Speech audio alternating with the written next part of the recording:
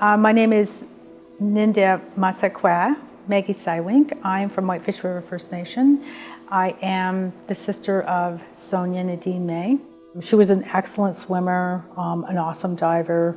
She was always really an outdoorsy girl, loved to ice fish. I think she really was an outgoing individual, like very, a lot of fun, like always laughing, always joking around. Rarely ever saw her cry about anything. I think there's a lot of guilt, when you lose someone like that, because you think of all of the signs, all of the things that you should have done, you could have done, to help them, to save them, and it's really tragic.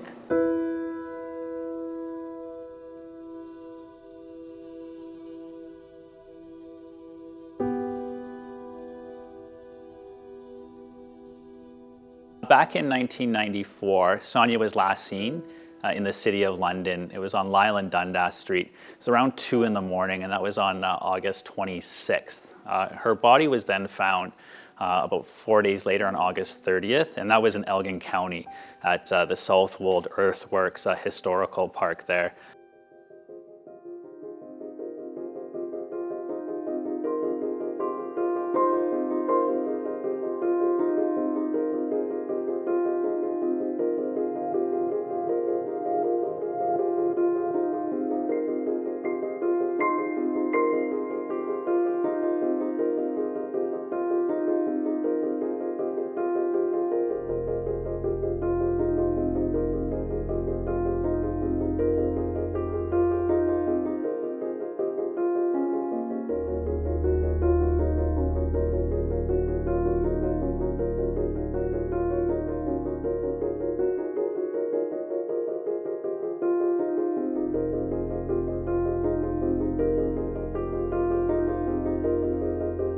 If a tip comes in, it's going to be followed up on. There is no sort of file where the OPP puts away our historical homicides. It's an open case, it's an active case, and I think those are very important words for me. I believe that they are doing the best job they can under the circumstances. 25 years is a long time. I had a responsibility to my dad because he kept saying, "Have you heard anything about Sonya?" And he wanted to know. I just ensured that I kept the relationship up with the OPP. And then my father died in 2000. For him not to have known what happened, for him not to see justice, for him not to know that whoever had done this to her and taken her life and her child's life, for that matter,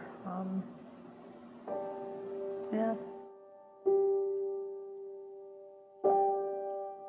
When she went to London to go to treatment back in 1993, I took her to London. So she depended on me to help her when she was down and out. And, I felt always my responsibility to help her when I could. She was really starting to feel good about herself again. She was starting to eat and look better. Self-esteem was amazing. So yeah, she was like the girl I knew. I don't know what possessed me, but I drove down Dundas Street. And I drove by, and then she was standing outside. It was her.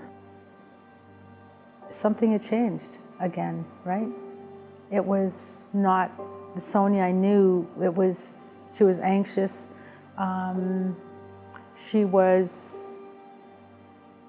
She wasn't straight. Immediately I was like, what happened? How can I help you? Do you want to come with me? Like, I wanted to take her, like, with me. And she goes, "Oh, no. She goes, "I'm fine here. I'm okay here. I'm fine." And like, I didn't know it was at that time that she was actually working also on the street, right? I mean, I had no idea that she was actually doing that to feed her habit. Like, looking back on it now, it's really painful. It really is. Like, had I known then what I know now, it's so painful. You have no idea. I woke up and I said to my roommate, I said, "I'm going to go to London." And my roommate's like, "Why?" And I said, I need to be with my family. Like, I did not know why I was going to London. I had no clue. And so when I was leaving the city is exactly when the police had found her body at the earthworks.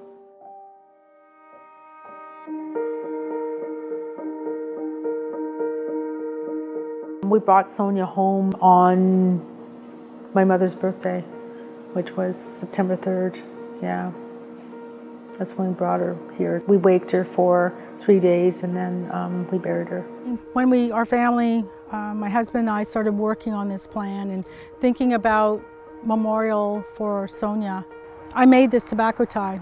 I made it in ceremony, thinking about her, thinking about giving prayers to this tobacco tie, and thinking about what I needed, what she needed, what many families across this country needed, and answers. We need answers, we need healing, we need a way to move forward in a good way, in a positive way.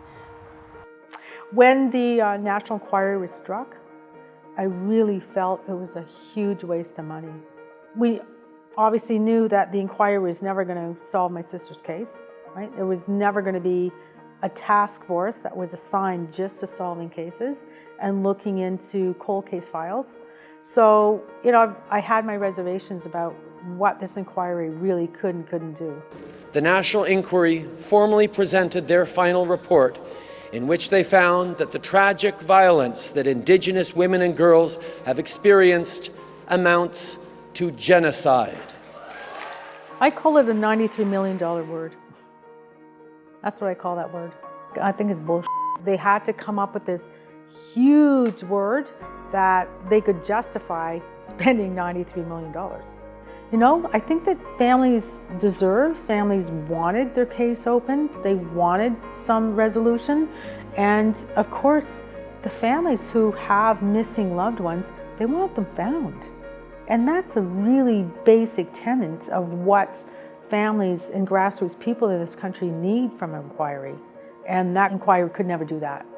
There are so many women that are missing. It's every day. Oh my God, I look at it. There's thousands missing, murdered. They need to finish the task. And there are lots of things in that report that require some work. One of the impacts that we are suffering because of colonization, and where we've been removed, in essence, of who we are. It takes a community to raise a family. That's disappearing.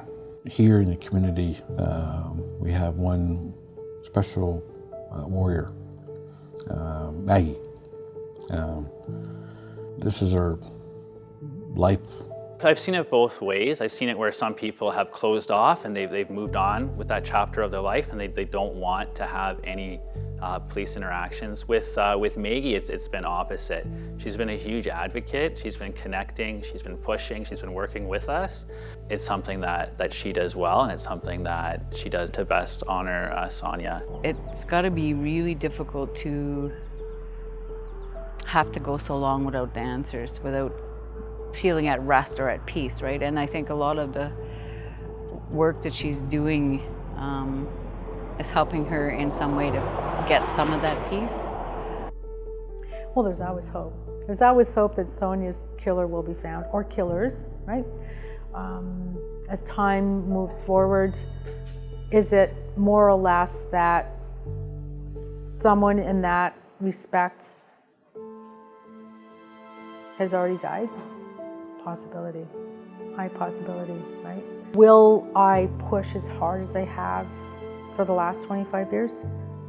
Probably not, because I know there's girls going missing and women and girls being murdered daily, that we have to now draw our attention to them. We've given her so much care and love in the last 25 years that it might be time just to let her rest. So with that, I really feel a sense of confidence. I feel hope. And if there's someone out there that knows the answer of what happened to her, I hope they have compassion and empathy to come forward and tell us. And that I'm okay, I will forgive them.